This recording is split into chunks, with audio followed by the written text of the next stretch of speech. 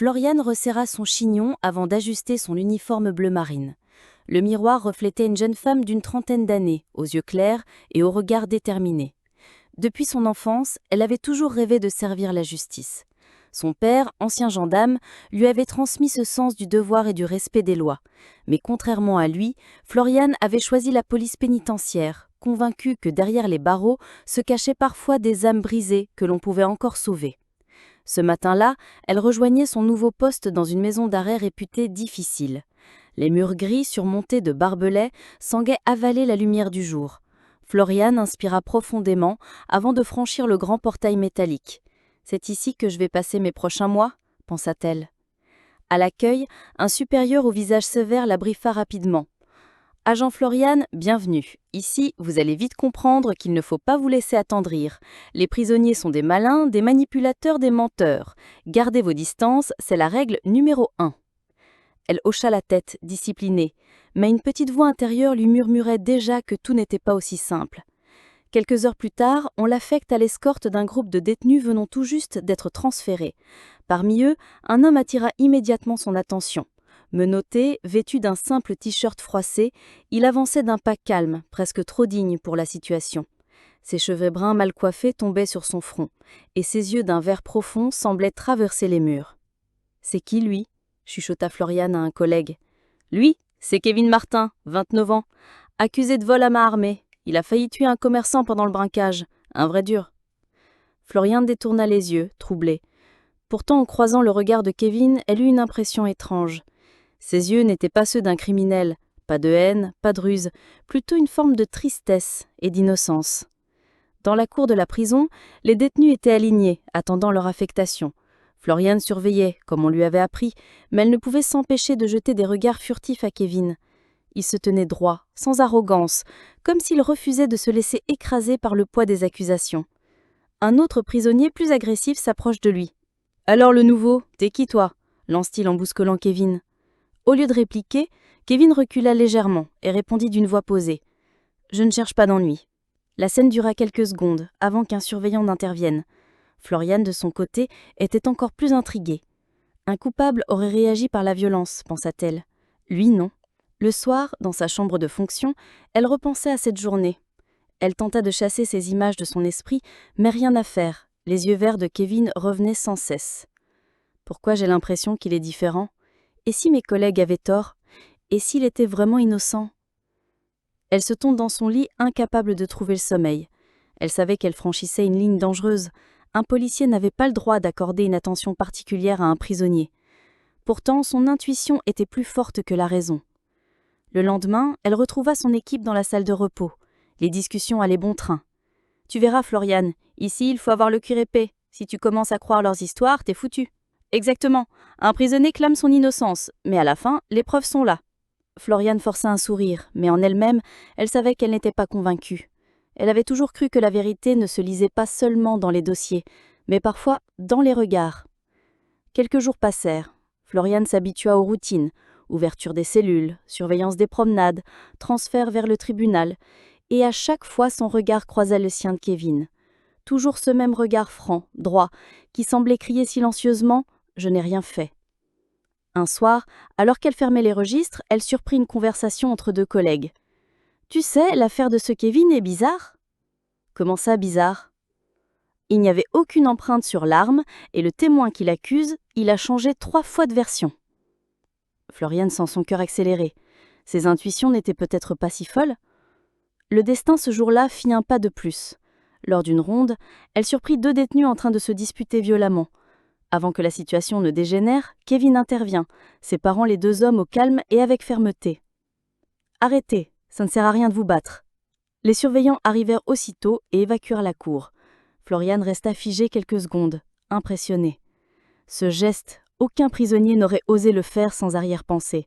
Elle comprit alors que ce qu'elle avait ressenti le premier jour n'était pas une illusion. Kevin n'avait rien d'un criminel. Ce soir-là, Floriane a pris son carnet et commença à l'écrire, comme pour se libérer. Aujourd'hui, j'ai vu un homme prêt à protéger, pas à détruire. Cet homme est derrière les barreaux, mais je crois qu'il n'a pas sa place ici.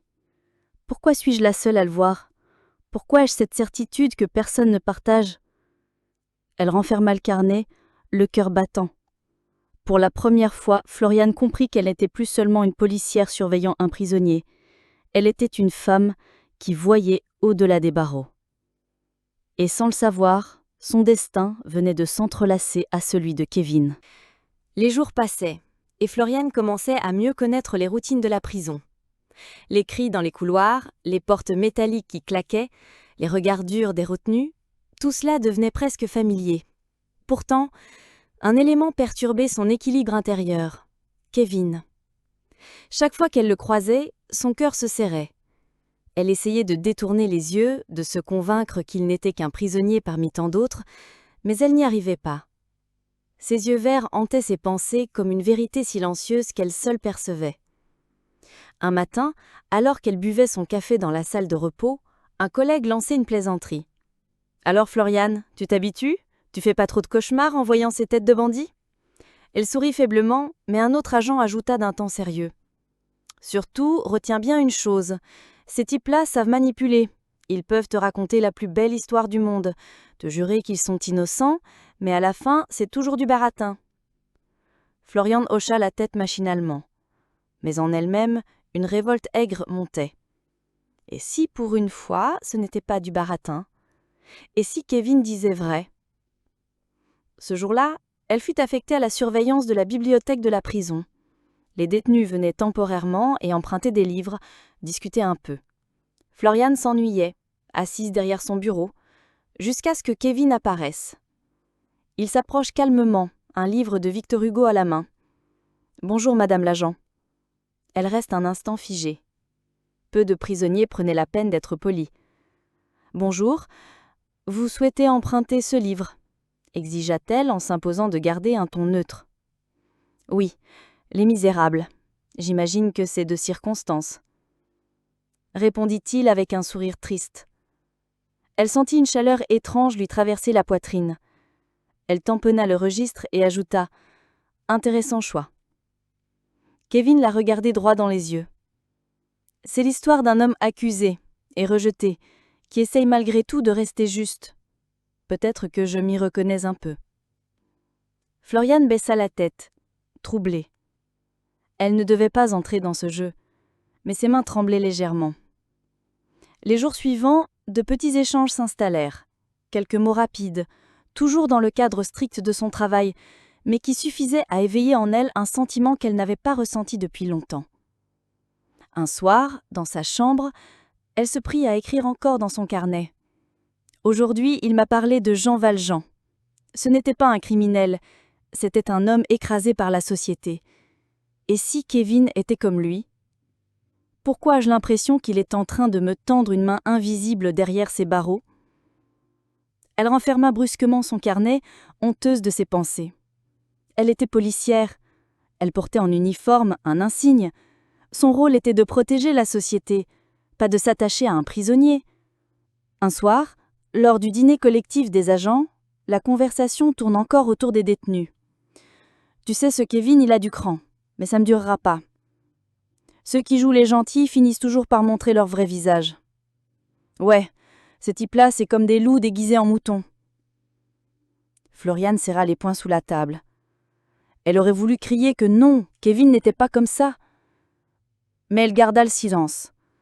Si je les contredis, ils vont se douter de quelque chose. La semaine suivante, un incident éclata dans la cour. 2 prisonniers commencèrent à se battre violemment, armés de lames artisanales. Les surveillants coururent pour intervenir, mais ce fut Kevin qui, le premier, se plaça entre eux. « Arrêtez, vous allez tous finir punis !» cria-t-il. Il réussit à calmer l'un des détenus, entraînant un bain de sang. Quand les agents arrivaient, la bagarre était déjà désamorcée. Dans son rapport, Floriane dut rester objectif. Le détenu Kevin Martin a contribué à apaiser le conflit, mais au fond d'elle, elle brûlait d'admiration. Plus tard, alors qu'elle croisait Kevin dans le couloir, il murmura « Vous savez, je n'ai jamais voulu être ici, je n'ai rien fait, mais merci d'avoir écrit la vérité dans votre rapport. » Florian se raidit. « Ce n'est pas pour vous que je l'ai fait, c'était juste, la vérité. » Kevin sourit, esquissa un léger « Parfois, c'est déjà énorme que quelqu'un accepte de voir la vérité. » Ces mots résonnèrent en elle toute la nuit. Dès ce jour, Floriane a commencé à guetter inconsciemment les moments où elle pouvait croiser Kevin. Elle s'en voulait, mais c'était plus fort qu'elle. Elle se surprit même à sourire en lisant dans son carnet. Est-ce que c'est ça, tomber peu à peu dans un piège? Un piège qui ressemble à de l'amour? Un vendredi soir, alors que les couloirs se vidaient, Floriane passa devant la cellule de Kevin. Il était assis sur son lit, le livre de Victor Hugo ouvert. Elle hésite, puis s'arrête. « Vous l'avez presque fini ?» demanda-t-elle doucement. Kevin relève la tête, surprise, mais son regard reste respectueux. « Oui, et plus je lis, plus je me dis que Jean Valjean n'aurait jamais survécu sans quelqu'un qui croyait en lui. » Floriane sentit ses joues s'échauffer. Elle se détourna rapidement, consciente qu'elle venait de franchir une ligne invisible. Ce soir-là, elle écrit encore dans son carnet, mais cette fois avec des larmes dans les yeux. « Je suis policière, je devrais voir en lui un détenu, rien d'autre, mais mon cœur refuse d'obéir. Est-ce que je suis en train de trahir mon uniforme, ou est-ce que je suis la seule à voir ce que les autres refusent de voir, son innocence ?» Elle referme le carnet, mais une certitude naissait en elle. Ce n'était plus seulement de la compassion, c'était le début d'un amour interdit. La pluie tombait ce matin-là, martelant les toits de la prison comme un tambour obstiné. Les détenus n'avaient pas droit à leur promenade, et l'atmosphère dans les couloirs était plus lourde que d'habitude. Floriane avançait, dossier en main, mais son esprit était ailleurs. Depuis quelques semaines, ses pensées tournaient sans cesse autour de Kevin. Chaque mot échangé, chaque regard partagé la hantait et la réconfortait à la fois. On lui avait confié à nouveau la surveillance de la bibliothèque. Elle s'installe à son bureau, tentant de garder un air neutre. Quelques détenus passaient, prenaient des livres sans un mot, puis Kevin entra. Il se dirigea vers l'étagère du fond, comme s'il savait déjà ce qu'il cherchait. Floriane sent son cœur accélérer. Lorsqu'il s'approche du bureau, elle osa un mot. « Vous aimez vraiment lire, on dirait ?» Kevin haussa les épaules, un sourire discret aux lèvres. « C'est la seule façon de voyager ici. Les murs sont hauts, mais les histoires n'ont pas de limite. » Floriane fut frappée par la profondeur de sa réponse. Peu de prisonniers s'exprimaient ainsi. Elle osa alors une question, la voix un peu tremblante. « Et qu'est-ce qui vous a amené ici, vraiment ?» Kevin la regarda longuement. Son regard n'avait rien d'accusateur, mais plutôt une hésitation. Devait-il lui faire confiance ? « Tout le monde dit que je suis coupable, » répondit-il enfin. « Mais je n'ai jamais braqué cette boutique. Ce soir-là, j'étais chez moi. Malheureusement, j'étais seule. Aucun alibi solide. » Il marqua une pause, puis l'ajouta d'une voix basse. « Je crois que la justice a préféré trouver un coupable vite plutôt que chercher la vérité. » Floriane sentit un frisson la parcourir. Elle note le détail dans sa mémoire, comme une pièce de puzzle. Au fil des semaines, leurs conversations devinrent plus fréquentes. Floriane se surprenait à prolonger les moments où elle croisait Kevin, à poser des questions qu'elle n'aurait jamais dû poser. Un soir, alors que la bibliothèque se vidait, elle s'approcha discrètement. « Vous avez de la famille qui vous soutient dehors ?» Kevin soupira. « Ma mère, elle croit encore en moi, mais elle est malade. Elle ne peut pas venir souvent aux visites. » Son regard s'assombrit. « Le pire, ce n'est pas la cellule, c'est de voir ma mère souffrir en pensant que mon fils est un criminel. » Ces mots frappèrent Floriane en plein cœur. Elle imagine cette femme seule, malade, croyant que son fils était perdu. Elle avait envie de lui dire « Moi je crois en toi ». Mais elle se retint. Elle savait qu'elle devait rester prudente. La nuit, Floriane ne trouvait plus le sommeil. Elle écrirait des pages entières dans son carnet. « Chaque fois qu'il parle, je sens sa sincérité. Pourquoi est-ce que je suis la seule à l'entendre ? Suis-je en train de me laisser manipuler, comme le dirent mes collègues ? Ou est-ce que je vois une vérité que personne ne veut voir ? » Son cœur et sa raison se livraient un combat sans merci. Un après-midi, alors qu'elle faisait une ronde, Floriane trébucha en descendant un escalier humide. Elle manqua de tomber lourdement, mais une main se tendit pour la retenir. C'était Kevin, qui passait avec un groupe de prisonniers encadrés. « Attention !» dit-il en la tenant par le bras. Le surveillant principal lui cria aussitôt « Toi, ne touche pas aux agents !»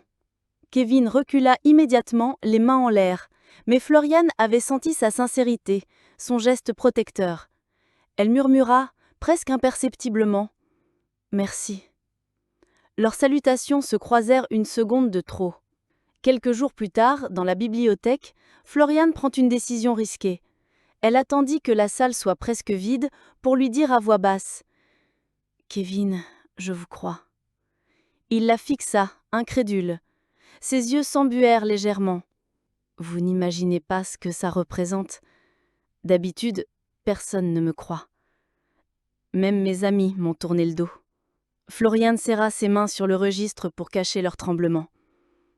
Ne dites rien de plus, mais je vois bien que vous n'êtes pas comme les autres. Kevin baissa la tête, comme pour contenir une émotion trop forte. Merci. Vous êtes la première personne depuis mon arrestation à me regarder autrement qu'un coupable. À cet instant, Floriane comprit qu'elle venait de franchir une frontière invisible. Elle n'était plus seulement une policière, elle devenait une alliée. Pourtant, le danger rôdait. Un collègue, remarquant qu'elle parlait souvent avec Kevin, lui glissa un jour « Dis donc Floriane, tu n'oublies pas ton rôle, j'espère. Méfie-toi, ces types savent jouer les anges pour mieux manipuler. » Elle força un rire. « Ne t'inquiète pas, je sais faire la différence. » Mais son cœur battait la chamade. Elle savait qu'elle devait être prudente. Un mot de trop, un regard mal interprété, et sa carrière pourrait s'effondrer. Un soir, dans un moment de calme, Kevin lui raconte un souvenir d'enfance. « J'ai grandi dans un quartier difficile. Mon père est parti quand j'étais gamin. Ma mère a fait tout ce qu'elle put. J'ai travaillé dur pour m'en sortir, mais quand on vient de là, on reste toujours un suspect idéal. » Floriane sentit les larmes lui monter aux yeux. Elle détourna le regard pour ne pas les laisser couler. « C'est injuste, » murmura-t-elle. « La vie l'est souvent. Mais vous me donnez une raison d'y croire encore. » Ces mots résonnèrent en elle toute la nuit. À partir de ce moment, leur échange devint plus intime. Pas encore des déclarations, mais des silences éloquents, des regards plus longs que la normale. Floriane savait qu'elle glissait sur une pente dangereuse, mais chaque fois qu'elle essayait de se retenir, son cœur reprenait le dessus. Elle avait l'impression qu'elle trahissait son uniforme, mais aussi qu'elle découvrait pour la première fois ce que signifiait aimer vraiment. Le jour tant redouté arriva, le procès de Kevin. Dès l'aube, Floriane sentit une boule au ventre. Elle avait passé la nuit à tourner dans son lit, incapable de fermer l'œil. Dans quelques heures, le sort de Kevin allait être scellé. Serait-il condamné à des années de prison injustement? Ou la vérité éclaterait-elle enfin? En enfilant son uniforme, Floriane se regarda dans le miroir. Ses yeux trahissaient son angoisse. Elle tenta de se convaincre. « Tu es policière. Tu n'as rien à faire là-bas. Ton rôle s'arrête à la surveillance. » Mais au fond d'elle, elle savait déjà qu'elle assisterait au procès. Pas en tant qu'agent, en tant que témoin silencieuse de son destin. Le tribunal était bondé. Les journalistes occupaient les premiers rangs, avides d'un scandale. Des familles curieuses s'étaient glissées dans la salle. Floriane entra discrètement, s'installant au fond. Elle tira son képi bas, espérant qu'on ne la remarque pas. Puis on amena Kevin. Menotté, encadré par 2 gendarmes, il avançait d'un pas ferme. Quand il leva les yeux, son regard traversa la salle et se posa sur elle. Floriane sentit son cœur s'emballer. Dans ses yeux, il y avait de la peur, mais aussi une étincelle d'espoir. Le procureur prit la parole en premier. Sa voix résonna, implacable. « Mesdames et messieurs, voici un homme qui a planifié un vol à main armée. Un commerçant a failli y laisser la vie. Les preuves sont claires, témoins oculaires, description qui correspond et présence de l'accusé non loin des lieux. Tout concorde. » Floriane serra les poings. Chaque mot du procureur sonnait comme un coup de marteau, enfonçant un peu plus Kevin dans l'image d'un criminel. L'avocat de Kevin se leva à son tour. « Monsieur le juge, mon client n'a cessé de clamer son innocence. Aucune empreinte digitale sur l'arme, aucune preuve matérielle directe. Seulement un témoignage changeant, contradictoire. Peut-on condamner un homme à 20 ans de prison sur la seule parole d'un témoin douteux ?» La salle murmura. Le juge réclamait le silence. Floriane, elle, sentait ses mains devenir moites. Elle voulait se lever, crier qu'il était innocent, qu'elle le voyait dans ses yeux. Mais elle était clouée à sa place, impuissante. Puis vint le moment crucial. Le témoin principal, un homme nerveux, fut appelé à la barre. « Oui, c'est bien lui que j'ai vu ce soir-là », déclara-t-il en désignant Kevin. Floriane sentit son cœur se briser. Comment pouvait-il mentir ainsi? Mais en observant le témoin, elle remarqua son agitation. Il transpirait, évitait le regard du juge. L'avocat de Kevin insista. « Monsieur, vous avez changé 3 fois de version. Une fois, vous avez dit que l'agresseur portait une cicatrice, une autre fois, vous avez dit qu'il était chauve. Mon client n'a ni cicatrice ni crâne rasé. Alors dites-nous, pourquoi ces contradictions ?» Le témoin bafouilla. J'étais sous le choc, je ne me souviens plus très bien. Un murmure parcourut la salle. Floriane sentit un mince espoir renaître. Alors que tout semblait perdu, un rebondissement inattendu survint. L'avocat sortit une clé USB. « Votre Honneur, une nouvelle preuve vient d'être retrouvée. Une caméra de surveillance située à 2 rues du lieu du crime a enregistré cette nuit-là. Regardez. » Les images furent projetées. On y voyait un homme entrer dans la boutique. Mais cet homme n'était pas Kevin. Plus petit, silhouette différente. Un silence stupéfait envahit la salle. « Comme vous le voyez, ce n'est pas mon client. Il n'était pas là. Il est innocent. » Floriane sentit ses larmes couler sans qu'elle puisse les retenir. Elle avait eu raison, depuis le début. Le juge, après de longues minutes de délibération, déclara d'une voix solennelle. Attendu que les preuves matérielles disculpuent l'accusé, attendu que le témoignage principal se révèle inassemblable, le tribunal prononce l'acquittement de Kevin Martin. Vous êtes libre. La salle explosa de réactions. Certains applaudirent, d'autres protestèrent, mais Floriane n'entendait plus rien. Son cœur battait si fort qu'elle croyait qu'il allait exploser. Kevin, debout, leva les yeux vers elle. Il n'eut besoin d'aucun mot. Son regard disait tout. « Merci d'avoir cru en moi. Grâce à toi, je tiens debout. » Après le procès, Floriane resta à distance. Elle ne pouvait pas courir vers lui, pas encore. Mais elle le vit respirer enfin l'air libre, le soleil sur son visage. Et en elle, une certitude éclata comme une évidence. Ce n'était pas seulement de l'instinct, ce n'était pas seulement de la compassion, c'était de l'amour. Un amour né derrière les barreaux et désormais prêt à braver la lumière du jour. Le ciel de fin d'après-midi était d'un bleu éclatant, presque trop beau pour ce jour chargé d'émotions. Floriane sortait du tribunal, encore secouée par ce qu'elle venait de vivre.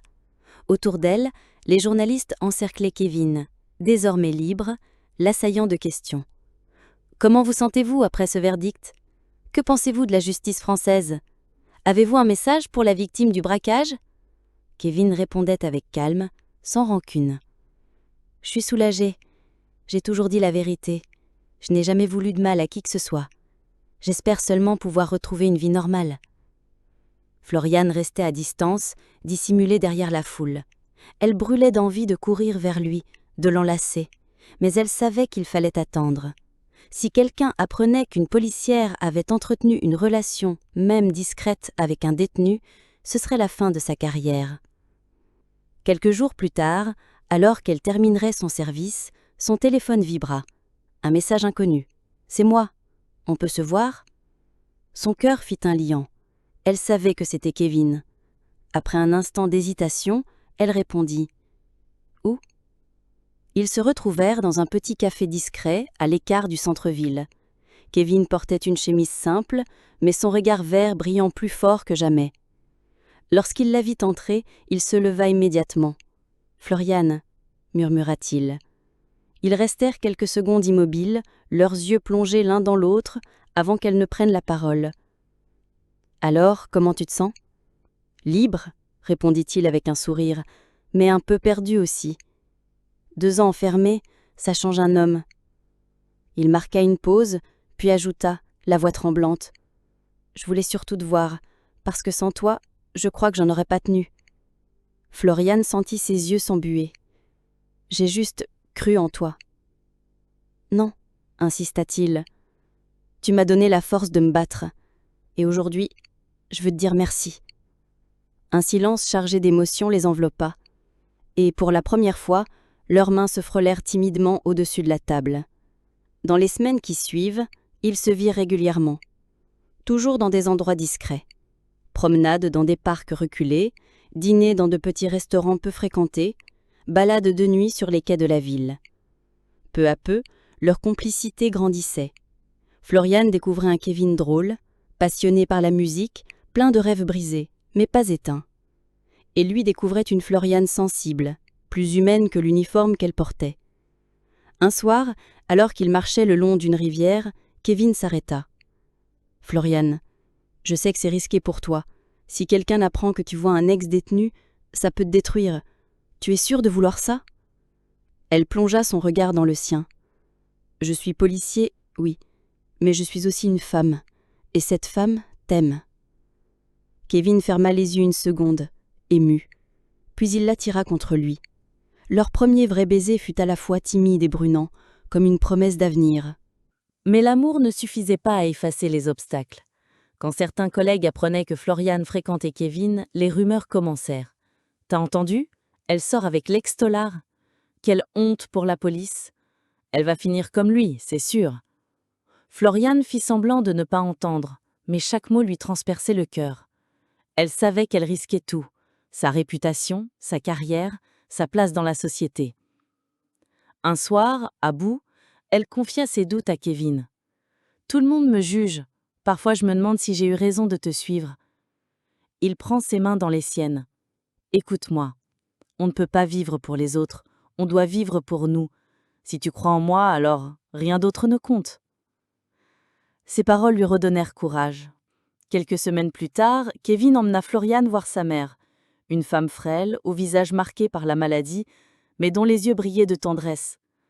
En voyant Floriane, elle sourit faiblement. « C'est toi, la policière qui a cru en mon fils ?» Floriane hocha la tête, émue. « Je n'ai fait que voir ce qu'il était vraiment. » La vieille femme serre sa main. « Merci. Tu lui as rendu sa liberté et son cœur. » Floriane sentait les larmes couler. C'était comme une bénédiction silencieuse. L'annonce officielle. Peu à peu, ils cessèrent de se cacher. Un soir, Kevin publia une photo sur les réseaux sociaux. Lui et Floriane, main dans la main, souriant. Les commentaires explosèrent. Certains les soutenaient. « L'amour est plus fort que tout. Bravo à elle d'avoir cru en lui. » Mais d'autres les accablaient. Une policière avec un ex-tôlard, honteux. Elle devrait être radiée. Une trahison envers la justice. Floriane lut ces critiques le cœur serré. Mais Kevin l'enlaça et murmura « Laisse-les parler. Ce qui compte, c'est nous. » Malgré les obstacles, leur amour ne cessait de grandir. Ils commencèrent à parler d'avenir, de projets, d'une vie à deux loin des jugements. Un soir, dans le petit café où ils s'étaient retrouvés pour la première fois, Kevin sortit une petite boîte de sa poche. « Floriane, tu as changé ma vie. Sans toi, je serais encore derrière les barreaux ou, pire, brisée. Aujourd'hui, je veux qu'on construise quelque chose ensemble. » Il a ouvert la boîte, une bague simple mais lumineuse. « Veux-tu m'épouser ?» Les larmes brouillèrent la vue de Floriane. Elle n'hésite pas une seconde. « Oui, 1000 fois oui. » Et dans ce café discret, un nouvel avenir s'écrivait. Le matin du mariage se leva sous un ciel radieux, comme si même la nature voulait bénir leur union. Floriane, devant son miroir, tremblait d'émotion. Sa robe blanche, simple mais élégante, semblait briller plus fort que la lumière du jour.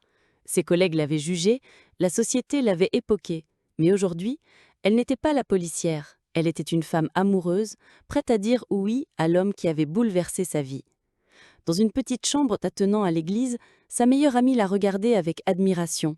« Tu es magnifique, Floriane, et malgré tout ce qu'on a dit, tu as tenu bon. »« Parce que je savais que c'était lui, » répondit-elle d'une voix tremblante. « Depuis le premier regard, j'ai vu son innocence, j'ai vu son cœur. » Pendant ce temps, Kevin ajustait son costume noir devant un miroir fissuré. Il n'avait pas les moyens des grands mariages luxueux, mais ce jour-là, il se sentait le plus riche des hommes. « Qui aurait cru ?» murmure-t-il en souriant. « Moi, l'ex-prisonnier, en train d'épouser une policière. » Sa mère affaiblie, mais heureusement d'avoir pu venir malgré sa santé fragile, posait une main sur son épaule. « Tu le mérites, mon fils. Tu as souffert, mais tu as gardé la tête haute. Aujourd'hui, c'est ton nouveau départ. Les yeux de Kevin brillèrent. Oui, c'était un nouveau départ. Et Florian en était la clé. L'église était pleine. Certains étaient venus pour féliciter, d'autres par simple curiosité, parfois même par scepticisme. On murmurait encore. Une policière qui épouse un ex-détenu. Tu crois que cela va durer ? Mais lorsque Florian entra tenant son bouquet de lys blanc, le silence tomba. Elle avançait d'un pas ferme, le regard fixé sur Kevin. Lui, debout près de l'autel, avait les yeux embués. Quand leurs regards se croisèrent, le reste du monde s'effaça. Il n'y avait plus ni juge, ni critique, ni passé. Seulement deux êtres qui s'aimaient au-delà des barrières. Le prêtre prend la parole. Aujourd'hui, nous sommes réunis pour célébrer une union qui a défié les épreuves, les doutes et le jugement des hommes. Florian serre la main de Kevin. Elle savait que chaque mot sonnait juste. Quand vint le moment des vœux, Kevin parle premier. « Florian, tu as vu en moi ce que personne n'a voulu voir. Tu as cru en mon innocence, tu as cru en moi quand tout semblait perdu. Tu n'as pas seulement changé ma vie, tu m'as sauvée. Aujourd'hui, je promets de passer chaque jour à te rendre cette lumière que tu as mise dans mon cœur. » Florian, ému aux larmes, a répondu. « Kevin, on m'a dit que j'étais folle, on m'a dit que j'allais gâcher ma vie, mais mon cœur savait que tu étais l'homme que j'attendais. Je n'ai pas choisi la facilité, j'ai choisi l'amour, et je te choisis, aujourd'hui et pour toujours. » La salle entière était bouleversée. Même ceux qui avaient douté ne pouvaient nier la sincérité de leurs paroles. Lorsque leurs voix se mêlèrent pour prononcer le fameux « oui », un tonnerre d'applaudissements résonna. Certains pleuraient, d'autres souriaient. Même les plus sceptiques durent admettre que ce n'était pas une illusion. Leur amour était réel, indestructible. Ils échangèrent les anneaux, puis un baiser qui scella leur union. Un baiser long, intense, comme une promesse d'éternité.